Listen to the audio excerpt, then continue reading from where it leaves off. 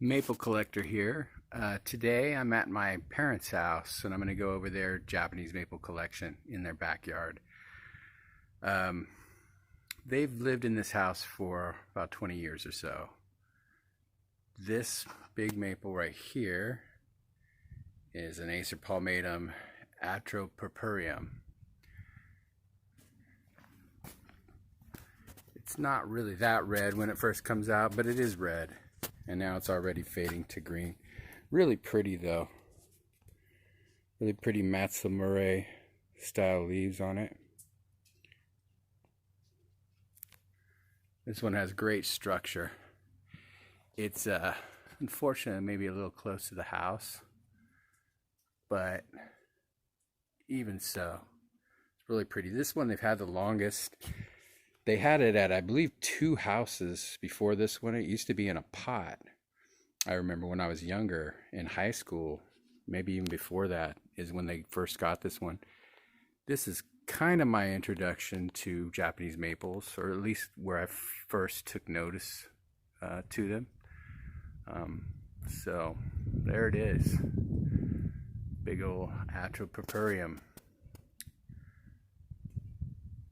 And for those of you that don't know, atropurpureum is just not really a cultivar name. It's just a, it can be grafted, but it's just the name for any seedling variety, a red variety of Acer palmatum.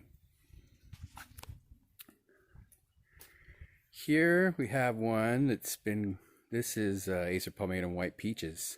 I gave this one to my parents. It's been here about 1.5 years now. It's actually grown quite a bit now because it was in a pot, of course, with me, and now it's in the ground, so it's really taken off. It's got its summer colors already, and it's really pretty reticulated style. Really pretty in the spring when it first comes out. Kind of a yellowish color with red tips. Yellowish white color, I would say. Acer palmatum white peaches. That's kind of a low spreading growth form. A little bit farther over here, we have a Crimson Queen. They've had this one for a long time. They got a couple of these. They got this one. Oh, they've had these maybe about when they first moved in. They got 2 Crimson Queens, I think, from Costco. And this is one of them. It's kind of in between these other bushes. These are conifers. The name escapes me right now. But anyway, it's got this cool little arch here. They just had these hedged off. They're really, getting too tall. But they grow right back. False yew, I believe they're called sometimes. Here we have the biggest tree back here. It was originally planted when they first moved in. It's just a green Acer palmatum, just a species. And this thing is huge now. It's probably 20-25 feet tall and almost equally as wide. Massive trunk already for an Acer palmatum. Really pretty orange color in the fall. This bonsai is a reverted Toyama Nishiki. The hummingbirds going crazy. This is a big bloodgood. This also was an original tree. It's pretty big. About 20 years old. There's Penny.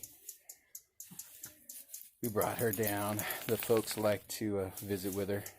They haven't seen, we've all been sheltering in place, so I actually haven't seen my parents in a couple months. So it was nice to see him. Bring Penny down so she could visit. There's the big green Acer palmatum, and there's the big Acer palmatum bloodgood. This one I just gave to my parents this year. That's a Shinto Shojo. already has its late spring colors. All the red's gone. It's green now, starting to get kind of a red cast toward the tips. It gets really hot here. My parents live in the Sacramento Valley, and it's not uncommon for it to get well over 100 and close to 110 here. And most of the maples they have do pretty well. Here we have a Shiraz, super pink. This one is in almost full sun. Does well here in this heat. Look at that color. The big one underneath it is the other Crimson Queen that they got from Costco. So this thing's huge. I've actually cut it back for them a couple times. It was much bigger at one point, but it's in a pot, in a very large pot. I'm not sure how many gallons that pot is, but they put a umbrella over it when it starts getting hot, because it will fry when it gets up to 110, especially if it's not getting adequate water. They water their things pretty well, but you know, it's easy to let it slip one day and then it gets fried. Here you go. This is one of the better heat tolerant maples. So this here is one of the more heat tolerant red Acer palmatums. This is Moonfire. Great color here on this one. This one is doesn't really grow up too much. It's an upright, but it's kind of a medium-sized upright. This one really gets blasted by the sun. It'll even get a little bit crisp toward the end of the summer. Here we have a big, tall Hagyoku. Turns really beautiful yellow-orange color in the fall. Other than that, it's kind of one of the Acer palmatums that looks more kind of like a common tree. I don't know how to explain it. You have to see them. But really beautiful in the fall, and a very hardy tree too. This one does get crispy a little bit, although, see, they've had this Moonfire and this Hagyoku. They got them at the same time. I would say they've had these guys maybe 10 years. And the Hagyoku's gotten pretty tall. It's a good, it's probably more than 15 feet, at least 15 feet tall now. And so you can see the Moonfire is only probably 8 feet tall and about the same width as height, whereas the Hagyoku is much taller. That might have to do with where it's growing too. It gets a lot of, even at the top there, it's a lot of dead branches on it every year that I have to trim off. I'm hoping it's finally settled in to the point where it's not going to lose as many branches every year.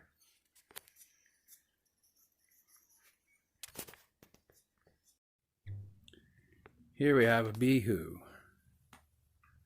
This one I pruned quite a bit this year. It's kind of wonky looking. It's lost its yellow bark now, but it has a really nice clear yellow bark here in this spot. It doesn't get a lot of sun here. I noticed a lot of them have more of a red-orange bark, and then it kind of fades to yellow as the bark gets older. This one keeps it pretty much pure yellow, and I think it's because it doesn't get a lot of sun. So, just a theory. I haven't tested in other spaces to see if that's what it is.